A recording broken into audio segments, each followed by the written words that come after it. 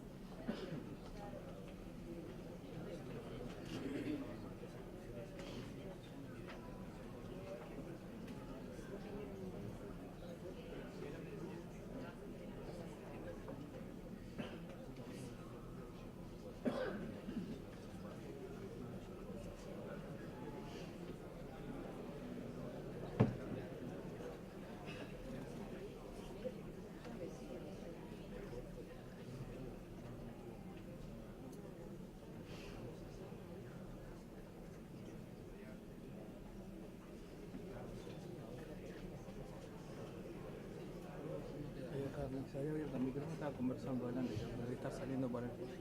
Claro. Debería apagar. Malo, eso es muy malo. Ya. Pues ya lo abrió él el micrófono. Claro. Después se le dijo, a ver si se pelotudo. ¿Qué pasa? Una vuelta nos pasó. Sí. Se pegan todo de cara. También aquella vuelta que me pique, no me acuerdo, le dejaban el micrófono, ¿te acuerdas? Otra vuelta pasa. Claro, loco, no se dan cuenta. Sí. ¿Hay gente afuera?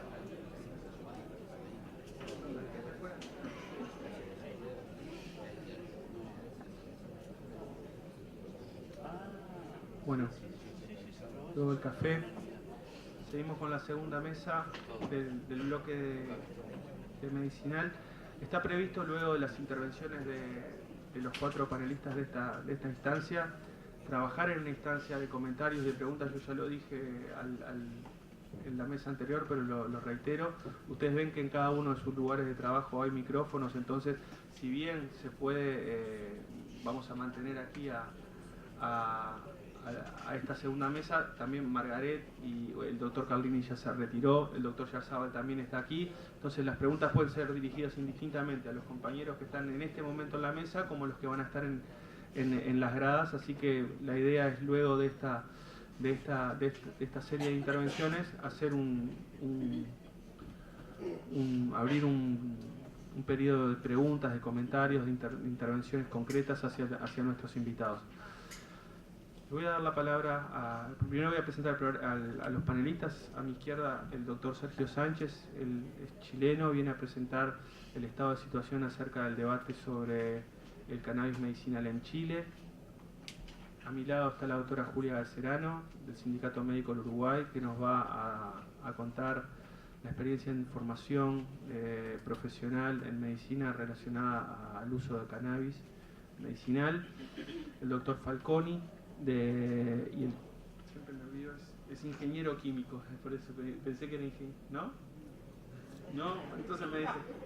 Bueno, y Carlos García, otro amigo, que son del Grupo Interdisciplinario de Estudios sobre Cannabis de la Universidad de la República.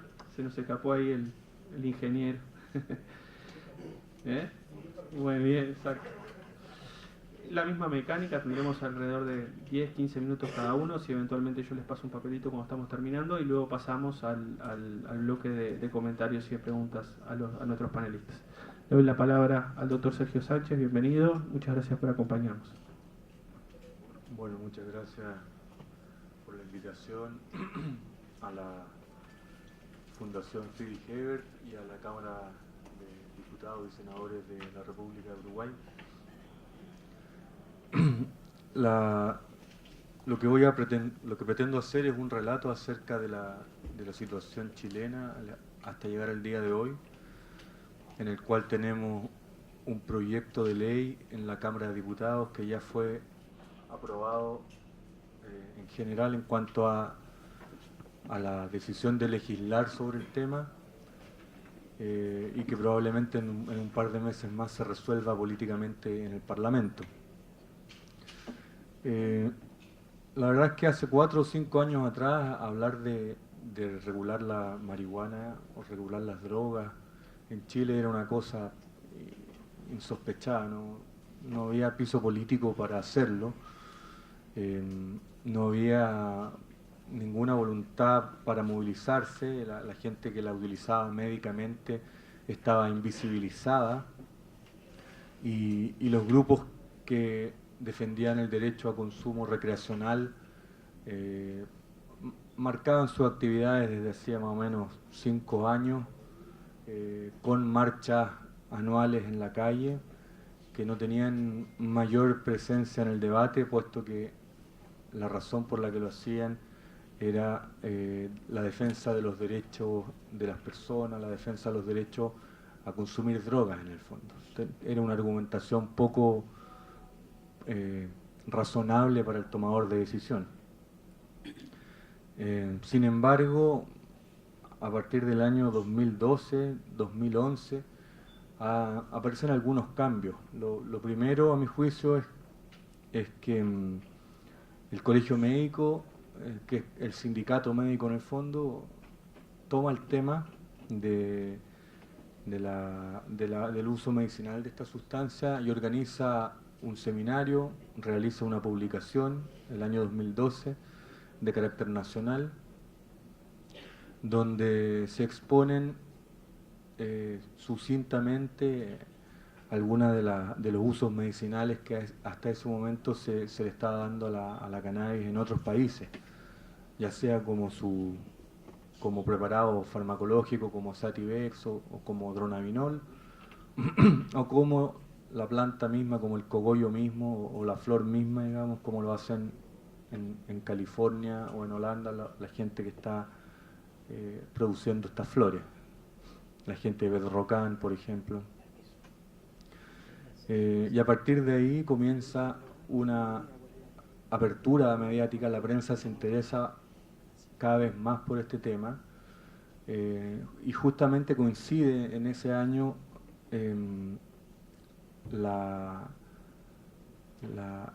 caso muy mediático que se trata de un psiquiatra que tiene 116 plantas de marihuana en su domicilio y es sorprendido, y él declara que las tiene en su casa para consumo espiritual, puesto que él tiene un grupo de trabajo que se llama el grupo Triagrama, y comienza también una campaña muy interesante desde ese punto de vista, donde se pone en juego la libertad de religión, la libertad de conciencia en Chile, que es muy importante porque es un Estado laico.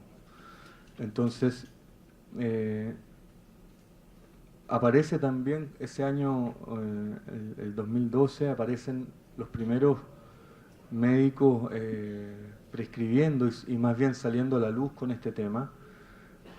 Y digo prescribiendo porque la legislación chilena, la ley de drogas, permite el uso medicinal de todas las sustancias controladas, de alguna manera para hacer un acto de respeto por las convenciones internacionales que así lo escriben. Y el problema era que siempre había sido interpretado esto de una manera más restrictiva, pero en ese momento, con el Colegio Médico hablando, con el psiquiatra Milton Flores y sus plantas, también aparecen algunos casos que llegan precisamente al Colegio Médico solicitando apoyo para que la Presidencia de la República interceda y facilite la importación de Sativex en 2 o 3 casos bien específicos que fueron bien especiales. Uno de ellos, un caso de un estatus convulsivo, un estatus epiléptico, producto de una fibrosis pulmonar terminal. Habían habido algunos problemas en la hospitalización y el Colegio Médico escribe una carta al presidente de la República, que en ese tiempo era Sebastián Piñera, y el año 2013 autorizan el Instituto de Salud Pública de manera excepcional el ingreso de Sativex en algunos de estos casos que se habían mencionado.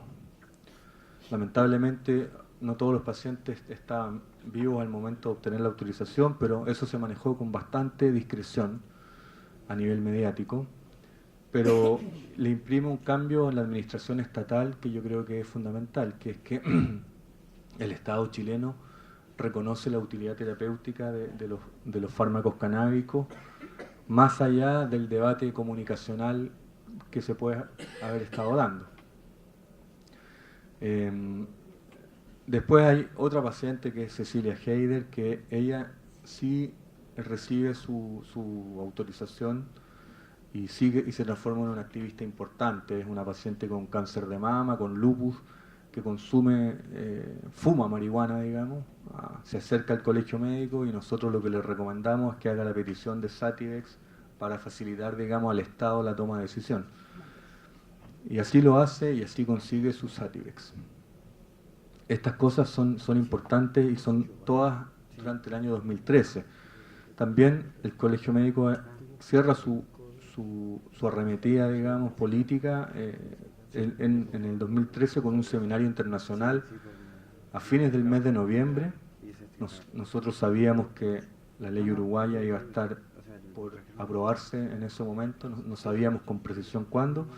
Entonces hicimos un evento pequeño donde invitamos autoridades del Uruguay, Argentina, México, etcétera, gente vinculada también al mundo del activismo, y resultó ser una cosa bien interesante donde se expresaron distintos puntos de vista y continuó el debate. En 2014 la situación de la marihuana medicinal era, a nivel político y mediático, nadie se iba a oponer a eso. Nosotros veíamos que en realidad era bien razonable para todos los actores lo que se estaba planteando, que la gente que necesitaba consumir cannabis había que, como Estado, asegurarle una vía de acceso regulada para que tuviesen acceso a un producto seguro, eficaz, qué sé yo. El 2014 aparece una agrupación liderada por una actriz de la televisión, Ana María Gasmuri, que se plantea en los medios con la idea de hacer una plantación de marihuana para uso medicinal orientada a 200 pacientes. Esto en mayo del 2014. Y bueno, el revuelo mediático fue mayúsculo. Se hizo un buen trabajo, a mi juicio, de lobby en ese momento con el gobierno. El gobierno ya había cambiado. El gobierno cambió en marzo del 2014, asume Michelle Bachelet, y la autorización se la entregan en agosto del 2014, o sea, hace justo un año. Las primeras plantas son sembradas las semillas son sembradas en septiembre del 2014. Se hace en una municipalidad que es una especie de gobierno local pequeño de la Florida, en predios municipales, cumpliendo todas las exigencias que la ley exigía para esto. Y la primera cosecha se obtiene en abril de este año. Y se ha ido haciendo camino al andar y con esa cosecha lo que se hizo fue enviarla a un laboratorio reconocido por la autoridad, que es un laboratorio especialista en fitofármacos, donde se hace el extracto completo y los estudios de estabilidad del fármaco. La idea de ello es producir un aceite estable, un aceite estandarizado con técnicas de trazabilidad desde la propia semilla, que son aportadas por el banco de semillas SensiSeed, hasta el líquido mismo que se le va a entregar a los pacientes. Se hace un protocolo clínico, o un esbozo más bien de protocolo clínico, en el cual se dice que esto va a ser un estudio, un seguimiento de un año para pacientes que tengan dolor crónico, para disminuirles su dolor, asociados a cáncer. Es un estudio específicamente diseñado para eso. Así que después de algunos dimes y diretes entre la institucionalidad sanitaria chilena, que incluye comités de ética del área salud, autorizaciones del Servicio Agrícola y Ganadero, opiniones de todos los actores de la Intendencia, etcétera, se le autoriza, se entrega y el aceite está en estos momentos en producción. Se obtienen 98 kilos de cogollo y se espera obtener aproximadamente 10 litros de aceite cuando esto ocurra, digamos, no hay una fecha aún determinada. Esto sin duda, esto también es un evento que apunta a lo mismo que ocurre en 2013 cuando el Estado permite el ingreso de Sativex.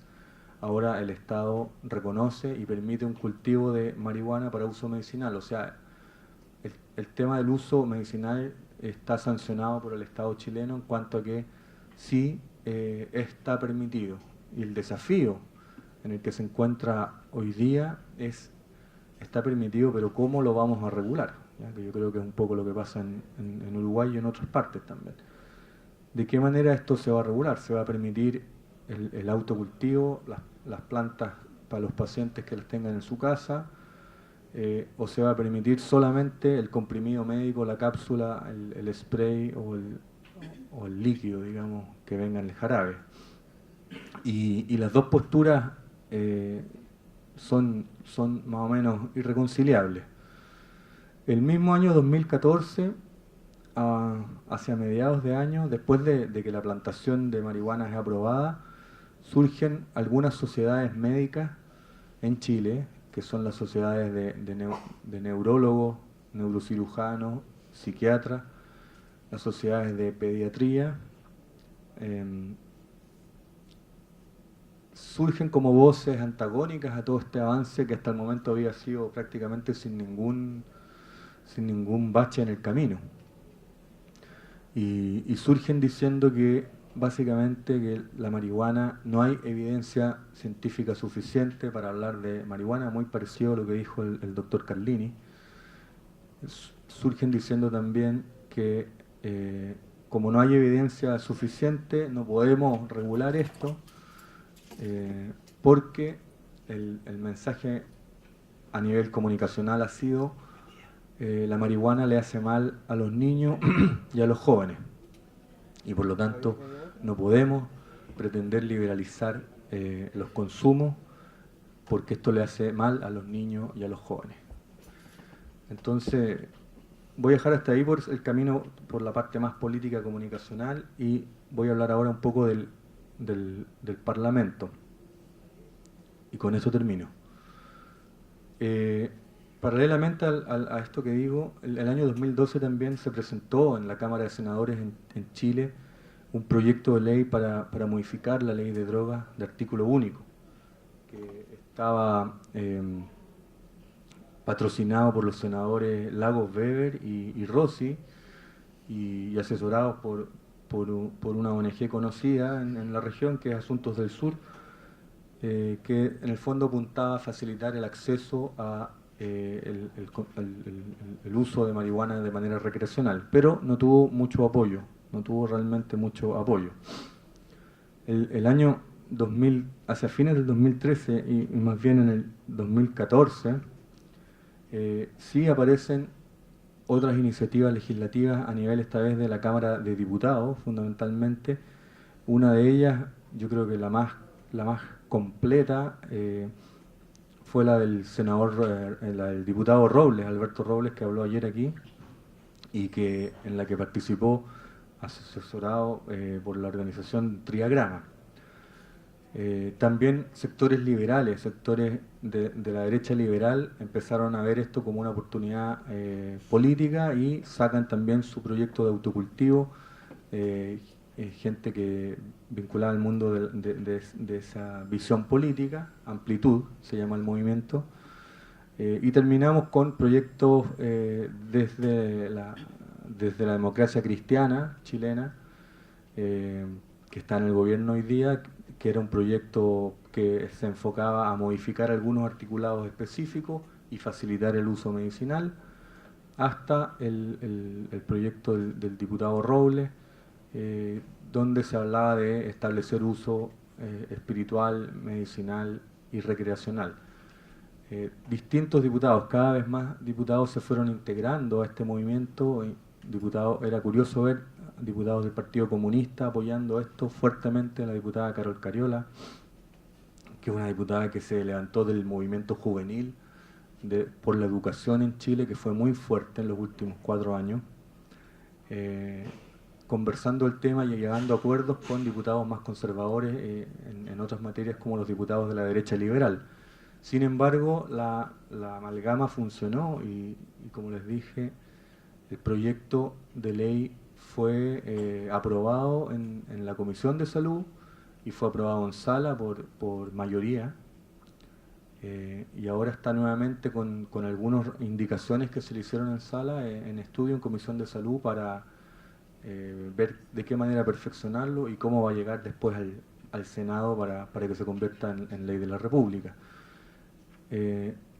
Ha sido interesante notar cómo las voces que se oponen en Chile a que esto avance han llegado mal, han llegado tarde y probablemente han llegado de una manera tampoco muy efectiva, creo yo, porque los argumentos han sido de ese calibre. Por ejemplo, el recién asumido director del Servicio Nacional de Drogas en Chile declaró hace unas semanas atrás que la marihuana aumentaba la locura. Y ese tipo de declaraciones uno las entendía hace 5 años atrás o 10 años atrás, pero hoy día, con el nivel del debate, con todo lo que les estoy explicando, con el Parlamento a puertas de sacar un proyecto de ley que regula el consumo de marihuana, y con el Estado de facto habiendo reconocido el uso de los fármacos canábicos en la población chilena, me parece a mí que tiene que un poco afinar ahí el discurso, lo que se está diciendo en relación a esto mismo. Algunos pendientes, y con esto sí termino, que nos quedan en este proyecto de ley es, sin duda alguna, intentar resolver la regulación de las otras drogas, porque la pregunta que uno podría hacerse, ¿se va a permitir el proyecto va a permitir el porte de 10 gramos, el acopio de 500 gramos y la tenencia de 6 plantas de marihuana? Es un proyecto muy similar al uruguayo. Y la pregunta es, ¿qué va a pasar con las otras drogas, ¿no? ¿Se va a poder portar o no pasta base, cocaína, etcétera? O sea, el espíritu del proyecto es combatir el narcotráfico, pero también el espíritu es descriminalizar al usuario, ¿no? Entonces hay que tener ojo con eso. Se ha marihuanizado mucho el debate, digamos. En Chile los actores solamente salen a hablar de la marihuana, de que si la marihuana es buena, es mala, aumenta o no aumenta, qué sé yo, pero las otras drogas, los otros consumos no están presentes. Lo que hace falta también en Chile es que el gremio médico retome su interés original en el tema, que se abandona el año 2013 y salga y diga, se posicione, digamos, en el debate político diciendo de qué manera a ellos les interesa que esto vaya a ser regulado. Eso es lo que podría aportar al debate por ahora.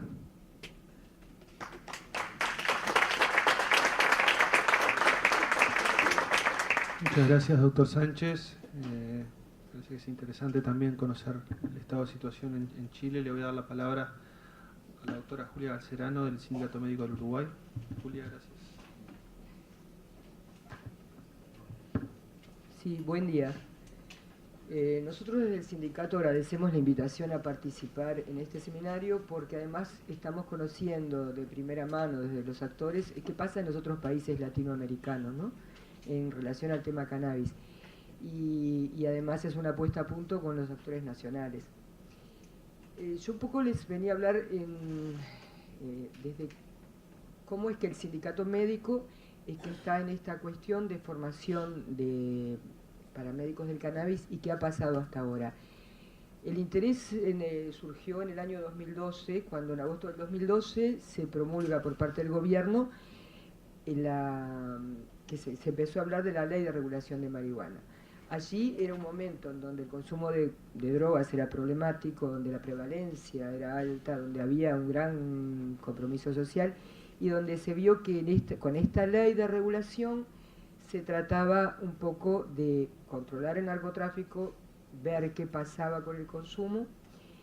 Y entonces desde el comité ejecutivo del sindicato planteamos hacer una comisión para que estudiara el tema. ¿Y esto por qué? Porque era un tema que no nos era ajeno a los médicos. ¿Cómo se hizo esto? Se llamó a representantes institucionales, profesionales que trabajaban con pacientes con drogodependencia. Acá en la sala está el doctor Rossi, que participó de esa comisión. Y lo que quisimos hacer era ampliar el debate, fomentar el conocimiento y trasladar esto a lo que es la comunidad médica. Tuvimos muchas reuniones, muchos intercambios de puntos de vista, buscamos información y llegamos a una publicación de consenso, es decir, pudimos transmitir en un documento lo que pensaba esa comisión para poder transmitir, hablarlo con el cuerpo médico en encuentros y además en una publicación que llegó a 9.500 socios, que son los que están adheridos más firmemente al sindicato y que reciben la comunicación, en la página web del SMU. Luego, en abril del 2013 nos llamaron de la Cámara de Adicciones del Parlamento, estaba acá el diputado Cine cuando estuvo, que estaba allí participando, y lo que estuvo bueno fue que desde el SMU también pudimos transmitir qué nos parecía a nosotros del proyecto y aportar cosas que a nuestro juicio eran importantes. Que después, cuando vimos el proyecto plasmado, que fue en diciembre del 2013, vimos que había algunas cosas que se incorporaron, y eso, bueno, siempre da alegría al que participa opinando. Todo esto como antecedentes quería llegar a que, bueno, en febrero del 2015, en diciembre se aprueba la ley. Allí se habla de lo medicinal, pero no específicamente. En febrero del 2015, en este año, es que sale el decreto que tiene que ver con la marihuana medicinal y la investigación. Yo que escuché atentamente como todos lo de los otros países, acá se podía, en teoría, investigar y también se podía recetar marihuana medicinal. No estaba prohibido. El problema, ¿cuál es? Que en realidad en la práctica, ya el doctor Yarzaba lo habló muy brillantemente en horario temprano, en la práctica no era así, es como muy dificultoso. En este momento que sí se puede recetar marihuana, también es todo un trámite por intermedio del Ministerio de Salud Pública, tiene que ser firmado por un médico especialista. Yo vi que en Brasil decían que era neurólogo y psiquiatra, acá tiene que ser médico especialista del tema de la patología que tiene el paciente. Pero volviendo a esto de cuando vimos que en febrero se había aprobado el decreto, lo que vimos también es que, bueno, para la persona acceder a la marihuana medicinal tiene que tener la firma de un profesional. ¿Y qué pasa? En Uruguay no hay médicos, en general estoy hablando, hay algunas excepciones, pero no hay médicos formados en medicina canábica, y sentimos que, bueno, esto es una política de drogas en la cual estábamos de acuerdo, teníamos que ver qué hacer, y ahí fue que planteamos, junto con ICERS, en la persona de la doctora Raquel Pegrave, que también está en la sala, planteamos al comité ejecutivo del SMU, del Sindicato Médico, la probabilidad de realizar un curso con estas características. Y bueno, lo interesante fue que hubo una aprobación unánime del Sindicato Médico, que yo escuchaba hoy que hablaban de que, bueno, médicos de derecha, médicos de izquierda, aún en la aprobación unánime del curso, ¿no? Esto no quiere decir aprobación unánime del uso del cannabis. Pero lo bueno fue que sí, que obtuvimos la aprobación, y ahí nos pusimos en marcha para la realización. Pero esto no es fácil, y en realidad tenemos el apoyo de la Junta Nacional de Drogas, el apoyo del IRCA, tenemos el auspicio de la Facultad de Medicina, del Colegio Médico, de la UPS, del Ministerio de Salud Pública. Y con todo esto y con la idea de armar con la idea y el diseño, es que nos propusimos realizar este curso en este año 2015, ¿no?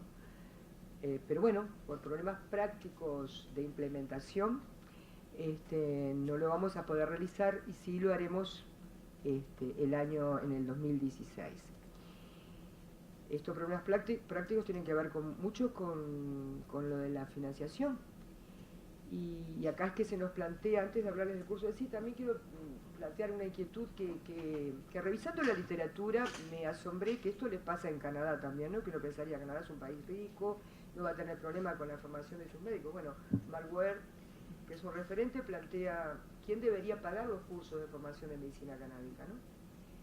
Debería pagarlos el Estado, en este caso nuestro porque es una política de Estado, no sé qué pasa en otros países.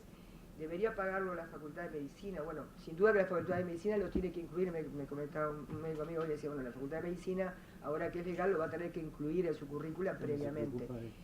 Debería pagarlo Salud Pública, bueno, o deben pagarlo los propios interesados. Esto es una pregunta que dejo así flotando para nosotros, pero además me gustaría después que los que vienen representando a otros países nos contaran qué pasa en sus países respecto a este tema, ¿no?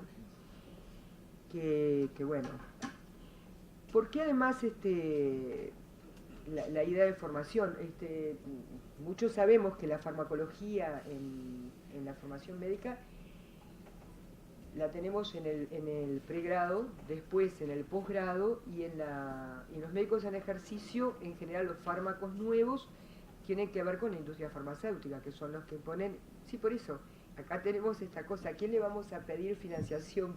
Que la colega ahí me decía, para esto, no le vamos a pedir a la industria farmacéutica, le vamos a pedir a la industria del cannabis. Bueno, esto es todo un debate para lo que son políticas públicas en drogas, ¿no?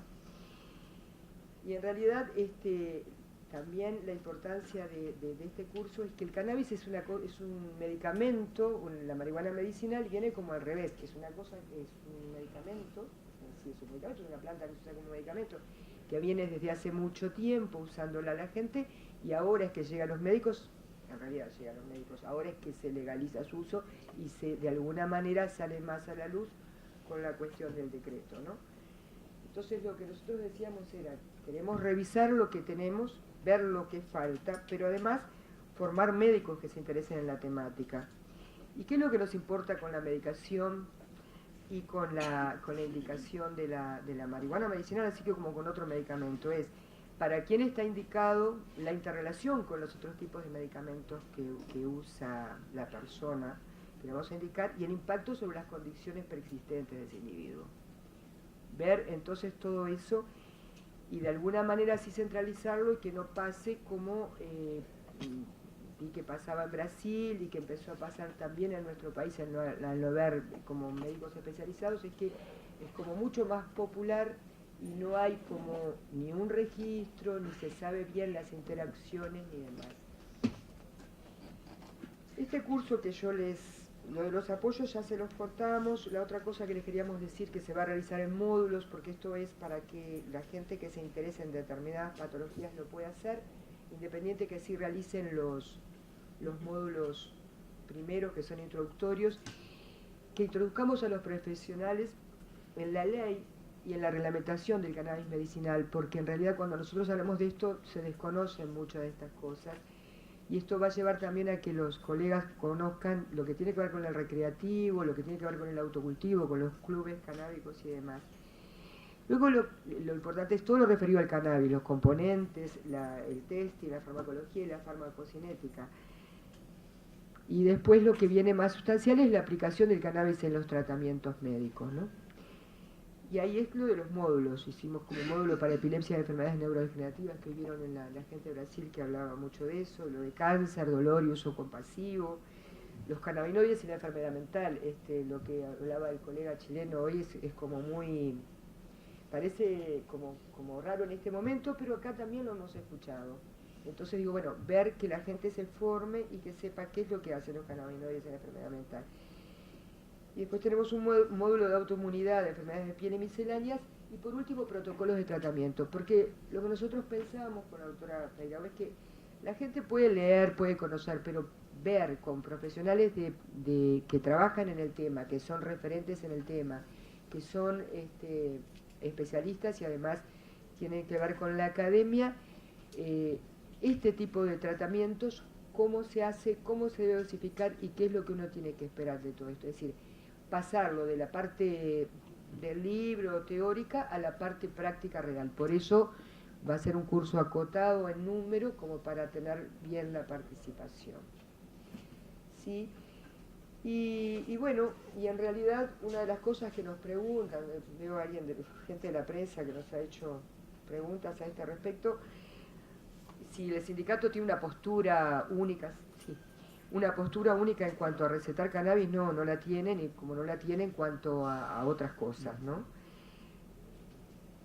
Pero la comisión en la que nos referimos al inicio, donde yo dije que hubo un consenso, lo que llegamos al final respecto a este tema es que el cannabis podía no ser de elección terapéutica en primera línea, pero que tampoco hay estudios que la descalifiquen como medicinal frente a la refractariedad de otro tipo de tratamientos. Nosotros esta conclusión queremos, con una formación, poder de alguna manera revertirla y bueno, y estar en sintonía con los colegas que estén en el tema. Muchas gracias.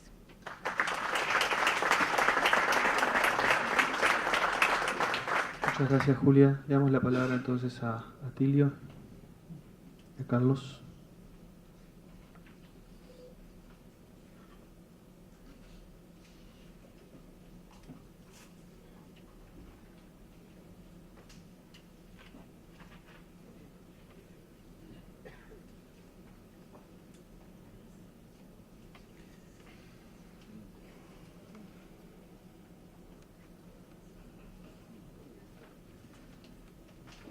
Bueno, muchas gracias, buenos días. Mi nombre es Carlos García, pertenezco a la Facultad de Química de la Universidad de la República y junto con el doctor Aquilio Falconi de la Facultad de Medicina y otros compañeros de la universidad, conformamos hace poco más de un año un grupo interdisciplinario para avanzar en los estudios sobre cannabis. Primero que nada agradecer a los organizadores dejarnos participar de este evento. Vamos entonces a comentar muy brevemente por qué nos conformamos como núcleo interdisciplinario, como grupo de estudio interdisciplinario sobre cannabis. Antes, contextualizar un poco el hecho de que la investigación, como muy bien se mencionó, lo dijo el doctor Salzábal en su presentación inicial, las convenciones internacionales y las normativas del país no la prohibían.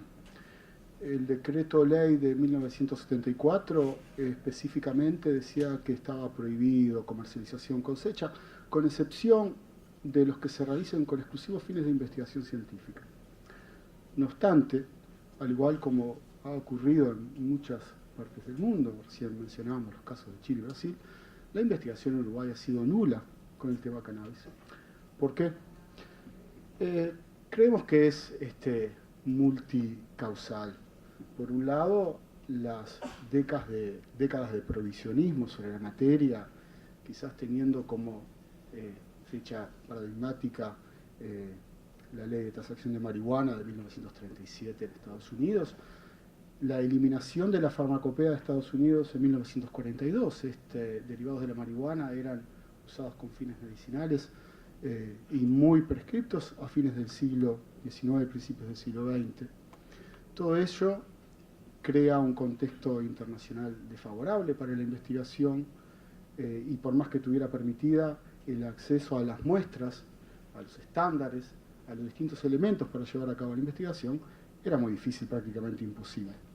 Por otra parte, si bien no estaba prohibida, tampoco había ningún estímulo para llevarla adelante.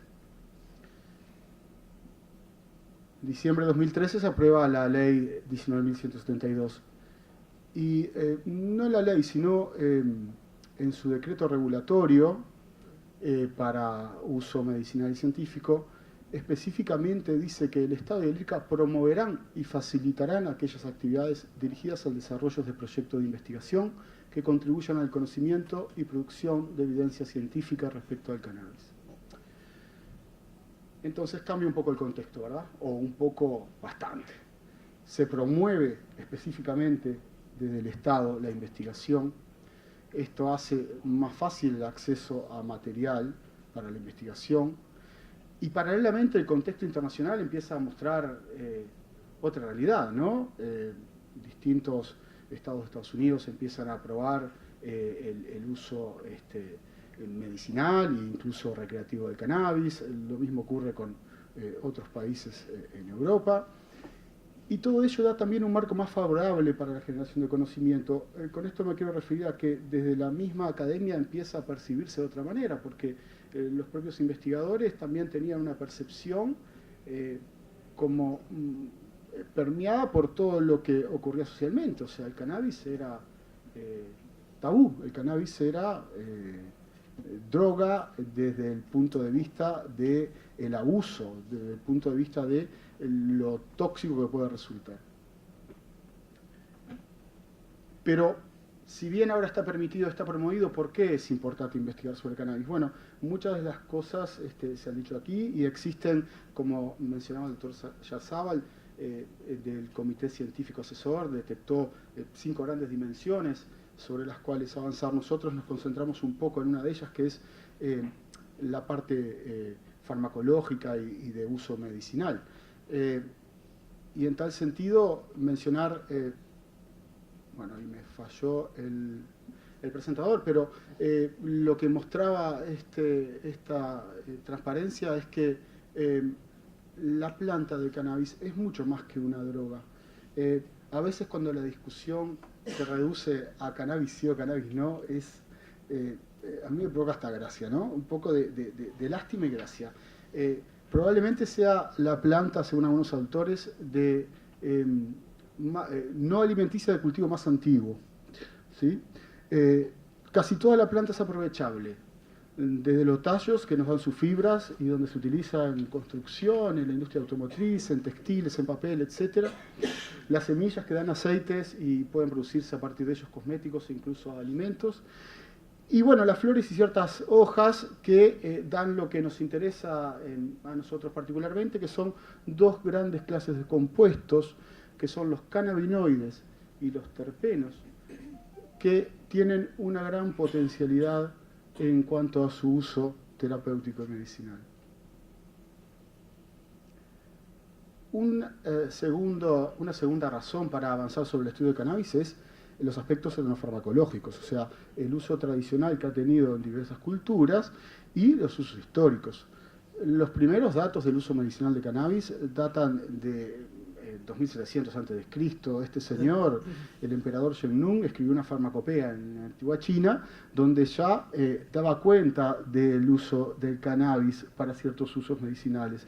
Y así, a partir de ahí, podemos ir atravesando toda la historia de la humanidad hasta la actualidad, donde en el papiro de Ebers del antiguo Egipto, que es el manuscrito original más antiguo conservado, hasta pasando por las tinturas y extractos fluidos, como mencionábamos, de fines del siglo XIX, principios del siglo XX, elaborados muchos de ellos por laboratorios e industrias farmacéuticas que actualmente existen, quizás bajo otras razones sociales, digamos, pero ha habido a través de la humanidad desde hace miles de años usos medicinales del cannabis.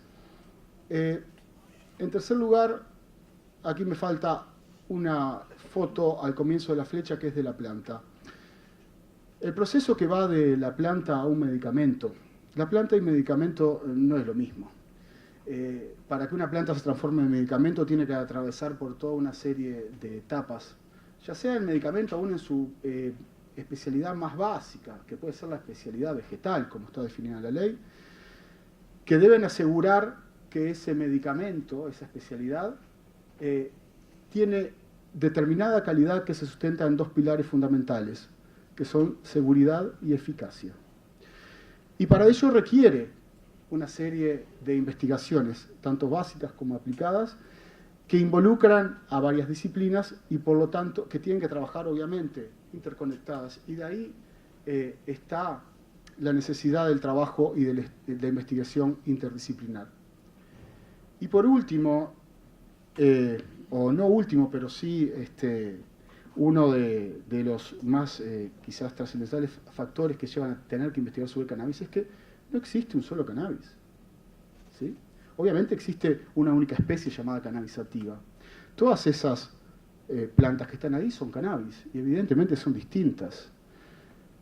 Y es muy importante cuando uno está hablando de una medicina tener trazabilidad. ¿Qué planta se utiliza, qué variedad se utiliza para hacer el extracto que se aplica o se proporciona a determinado paciente para determinada patología? Eso hay que definirlo, hay que estudiarlo, hay que investigarlo, ¿sí? La planta de cannabis, como ustedes saben, esta es una ampliación de un pedacito de una bráctea, una hoja modificada de la planta, que tiene una cantidad, como se ve ahí, tricomas, pelos glandulares, un poquito botánica. Dentro de esos pelos están estos compuestos que son únicos, exclusivos del género cannabis, ¿sí? Que se llaman cannabinoides. Es una familia de compuestos. Y no existe uno. El más conocido de todos es el tetrahidrocannabinol, el THC, delta 9 tetrahidrocannabinol, porque también hay un delta 8. Y también hay una cantidad de otros cannabinoides, son más de 70, con diferentes actividades y diferentes sitios de acción dentro de un sistema endógeno que nosotros tenemos, que se llama sistema endocannabinoide. ¿Bien?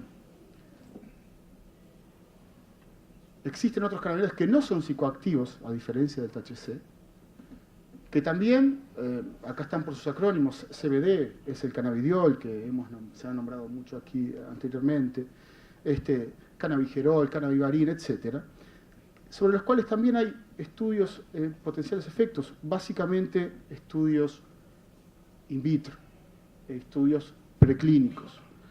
Hoy hablaba muy bien el doctor Salazar sobre que gran parte del conocimiento está carente de evidencia clínica. Hay muchas, está nutrida de opiniones, creo que decía él. Hay muchas anécdotas, pero para eso llevarlo a algo que sea seguro y eficaz necesita atrás investigación y sustento.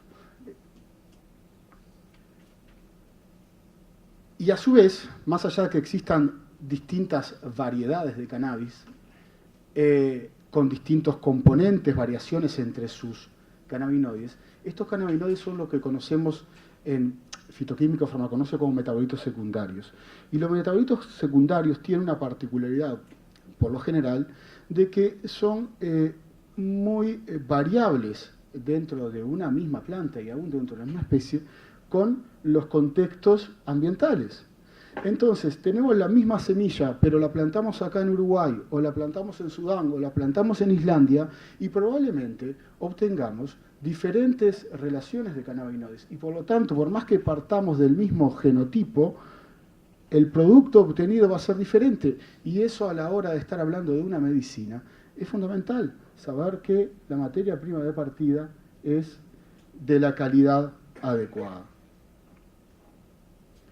Y obviamente lo que sustenta profundizar en la investigación es todos esos conocimientos que hay durante estos miles de años de uso sobre el cannabis. Algunos bastante avanzados, con preliminares ensayos clínicos, como está sucediendo con el Epidiolex en Estados Unidos, otros con simplemente a modo de anécdota, y hay que darle a eso obviamente el sustento, otros que no quedan ahí porque, bueno, sí, se usó cannabis para determinada y se reporta, pero no se sabe, como vimos recién, qué tipo de cannabis es, ¿no? Por lo tanto, todo esto es un poco el por qué nosotros nos decidimos a formar este grupo de investigación interdisciplinaria.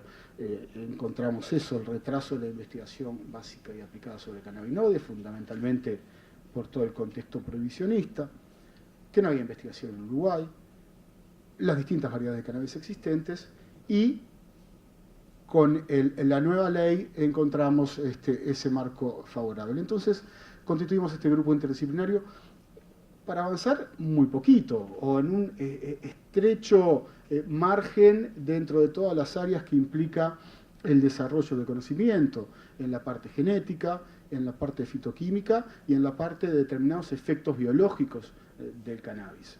El núcleo, en 2015, recientemente nos constituimos dentro del seno de la Universidad de la República, nos consolidamos como núcleo interdisciplinario.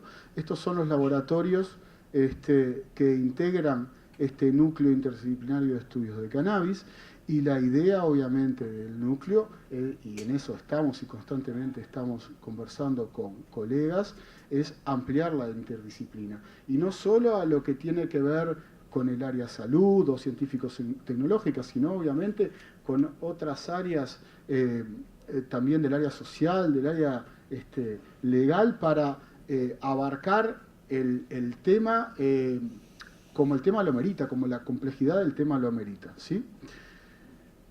El objetivo general de este núcleo que conformamos es justamente lo que les mencionaba: consolidar una red de investigadores de carácter interdisciplinario sobre distintos aspectos de los cannabinoides y compuestos derivados del cannabis, promoviendo la formación de recursos humanos, en colaboración activa con diferentes grupos de investigación y en el desarrollo de infraestructura para la investigación y el vínculo con otros actores sociales extrauniversitarios. Esto que se resume acá tiene que ver un poco con los fines de la universidad, lo que nosotros tenemos que hacer como docentes universitarios. Hay tres grandes tareas. Una es la investigación, obviamente, y ya les mencioné un poco cuáles eran nuestros, y ahora Tilio les va a contar un poquito qué pretendemos hacer desde el grupo y algunos pequeñísimos avances. Otra, sin lugar a dudas, es la formación de recursos humanos, la enseñanza, y en eso estamos. Si me permito acá, lo interesante de este seminario es poder contactarnos con distintos actores que estamos en el tema y comentar al respecto que, por un lado, estamos ya terminando, diseñando en el seno de las facultades de medicina fundamentalmente y de química, un curso sobre usos médicos del cannabis para estudiantes de grado de medicina, un curso que en principio sería optativo, ¿sí? Donde trataríamos de involucrar a los distintos profesionales e investigadores desde su área de conocimiento, ¿sí?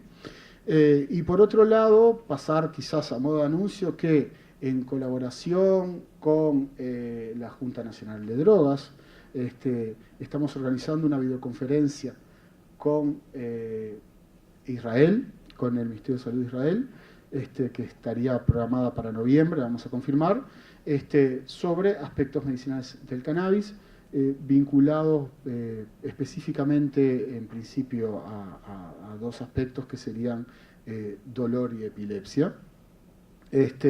Y bueno, en eso estamos avanzando, es parte también de nuestra tarea, de nuestra responsabilidad, fomentar y aportar, es función de la universidad, a la formación de recursos humanos. Y por otro lado, lo que está marcado en verde, esto es lo que tiene que ver con lo que desde la universidad se llama extensión y relacionamiento con el medio, que es el intercambio, el diálogo, el intercambio de conocimientos con actores extrauniversitarios. Y esto es un ida y vuelta, es aportar en nuestra parte de resultados, pero nutrirnos de lo que otros actores sociales tienen, y vaya si tienen, sobre todo desde el lado de los cultivadores y organizaciones sociales, que tienen un conocimiento empírico enorme, trabajado antes desde la ilegalidad, pero que no es desconocido para nadie, la cantidad de biodiversidad que han obtenido y creado, y sobre la cual se precisa tener un sustento científico que avale todo ese trabajo que han creado. Ni que hablar con emprendedores, que tienen la intención de desarrollar sus emprendimientos aprovechando el contexto legal favorable del país, o investigadores de otras áreas, de otros laboratorios fuera de la universidad, y por supuesto nuestro diálogo permanente con el Estado a través fundamentalmente del IRCE, de la Junta Nacional de Drogas. Daría la palabra a Atilio para que les cuente brevemente qué es lo que estamos haciendo y algunos pequeños resultados que hemos obtenido al momento. Bueno, buenos días.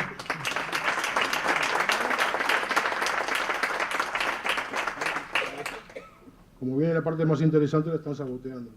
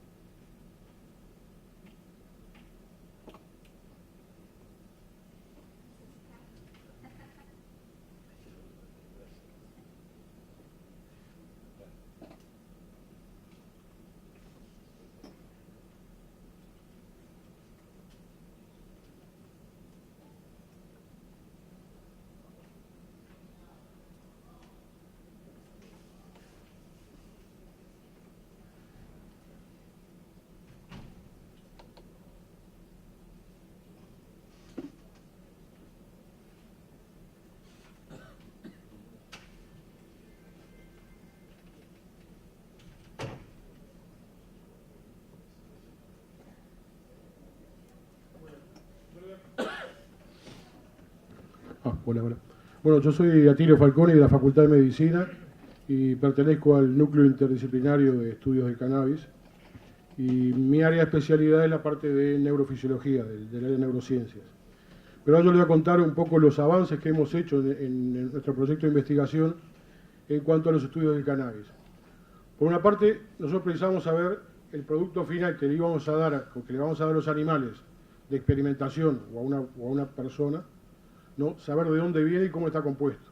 Entonces, lo primero fue hacer una detección por estudios de genética molecular de 200 muestras. El estudio se está tratando de expandirlo más, pero se identificaron 200 muestras cultivadas en Uruguay, ya sea por los clubes o por autocultivadores, ¿no? Y se les hizo la determinación genética para saber de qué estábamos hablando. Esto es como un examen de paternidad.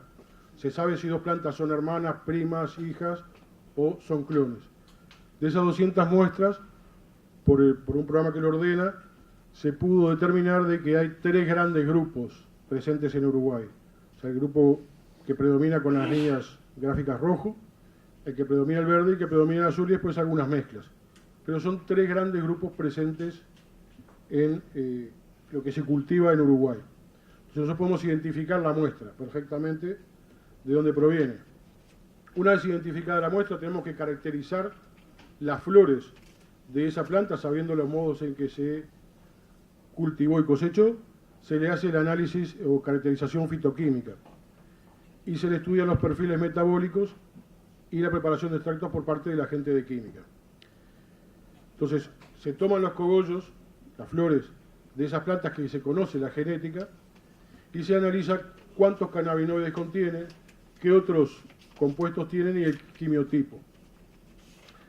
Eso por cromatografía, que se hace en la Facultad de Química, también en colaboración con el Regional Norte de la Facultad de Química. Por resonancia magnética se analizan los perfiles metabólicos, o sea, qué contiene el extracto de esas plantas, y luego, para este proceso se planifica hacer la extracción de los componentes presentes en esas plantas, separarlos, dosificarlos y hacer preparaciones, o sea, un vehículo, vehiculizarlo, que acá no se ve la figura, para los ensayos biológicos, ya sea ensayos biológicos a nivel celular, ensayos biológicos a nivel preclínicos en animales y en el futuro para también el uso en humanos. También esto nos permite determinar varias cosas. Esto en tono anecdótico, pueden ver que hay dos muestras. La muestra de la izquierda es cannabis prensado, el que se vende en el mercado negro. Y la muestra de la derecha es de un extracto de una flor cultivada aquí. Se les hizo el mismo procedimiento de extracción y vean lo que sale de cada uno. En el de la izquierda ven que sale un líquido marrón turbio y en el de la derecha un líquido transparente. Esa es la diferencia entre lo que anda por ahí en el mercado negro y lo que realmente se extrae de una flor. Aquí no está la figura, lamentablemente. La discrepancia entre los programas de presentación gráfica nos están saboteando la presentación, lo cual me está haciendo sudar más de lo habitual. Pero entonces se ve que, que suba más. Se ve que se vería que en el prensado ven que aparecen muchos picos en el trazado inferior. Y si estuviera el trazado superior, verían que hay solo 2 picos bien limpitos. O sea que todo lo demás son contaminantes. Eso nos permite además hacer el perfil de cada una de esas plantas. Entonces los pasos ya vienen. Sé la genética de esa semilla y la genética de esa planta. Sé lo que me da, de acuerdo a las condiciones de cultivo y de cosecha, sé que me da tal perfil metabólico. Y los pasos siguientes es ver los efectos biológicos de esos extractos.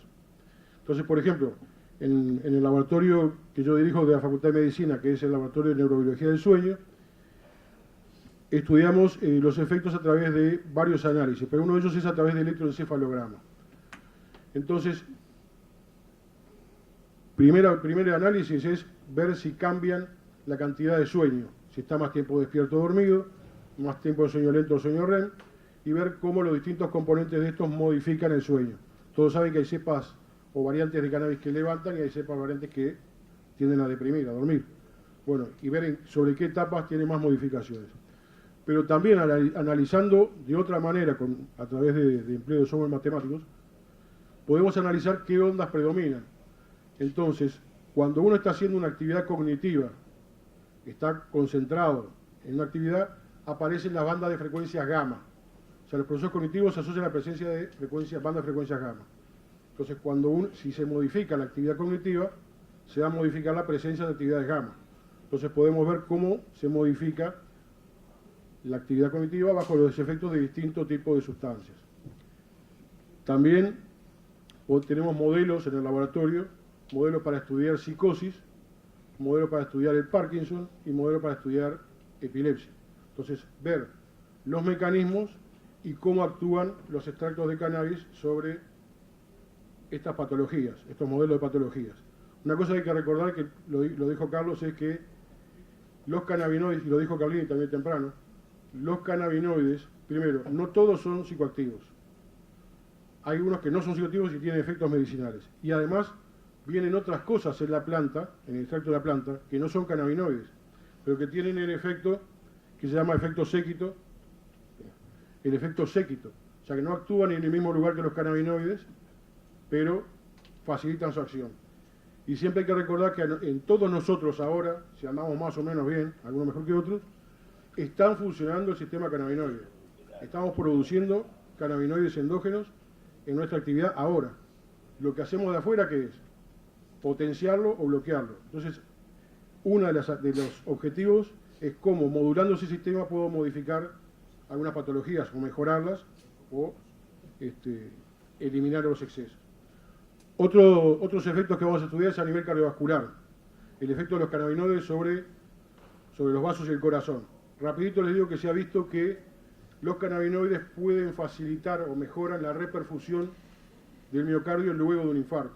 Entonces hay un modelo que tenemos de infarto de miocardio para estudiar el efecto de los cannabinoides sobre la actividad de reperfusión.